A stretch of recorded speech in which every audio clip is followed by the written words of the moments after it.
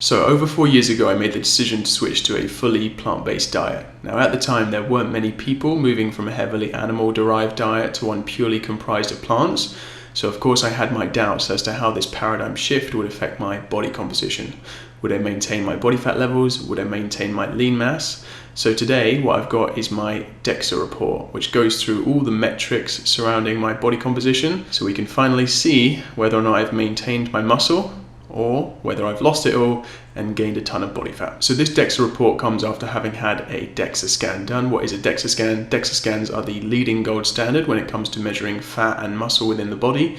You lie on a bed for 3 or 4 minutes and the x-rays pass through your body, it scans you, and then you get this report which tells you all about the metrics surrounding your body composition. Firstly, that's me in all my glory. That's the DEXA color x-ray image of my body.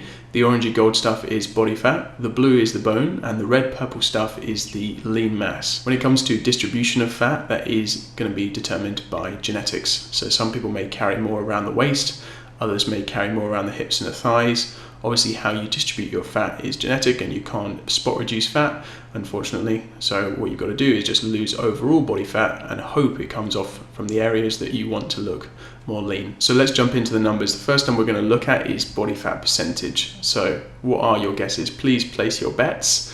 Single digit, 7%, 8%, 10%? What do you reckon? Well, the truth is it's 13.7% according to DEXA. That's certainly higher than I was expecting. I think conventional wisdom would be that that looks like it's about 7 or 8%, and it might well be according to skin fold calipers. So skin fold calipers, that's the method where you pinch a little bit of fat on the outside in the skin. That's the subcutaneous fat. So it's not actually looking at the internal fat as well, which is why DEXA typically puts people higher than they're expecting. Skin fold calipers are subject to massive error. So it depends on where you pinch, depends on who does the pinching, depends on how hard you pinch. So there are a number of ways in which it's difficult to get a consistent, reliable reading with skin fold calipers. DEXA avoids those issues. So 13.7% body fat, which means of my 85 kilos, I have 11.6 kilos of total fat on my body, which is about 25 pounds, on my frame, which is about 187 pounds in total. 13.7%, am I happy with that?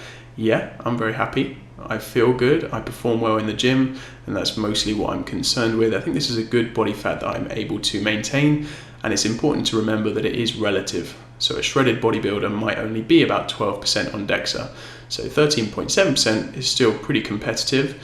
And when we look at the age-matched percentile, so this compares me to other guys my age, I'm in the top 2%. So I think that's pretty good going. So that's the fat covered. Let's now have a look at the lean mass, aka the muscle mass. Now, for someone like myself who's been eating nothing but plant-based proteins for over 4 years, you'd expect that all my muscle mass will have evaporated from my body.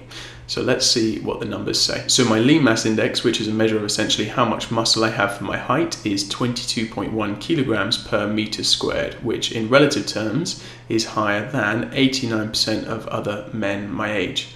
Now, I'm not trying to blow my own trumpet, but to have eaten a vegan diet for over 4 years and still have more muscle than almost 90% of guys my age, I think that's pretty good going, and just shows that you can build and maintain muscle eating nothing but plant-based proteins. This is a bit of a joke though. This is my BMI, which technically makes me overweight. BMI is body mass index. It's the number the GP would use to put me on some kind of sliding scale to see where I sit for my weight divided by my height squared.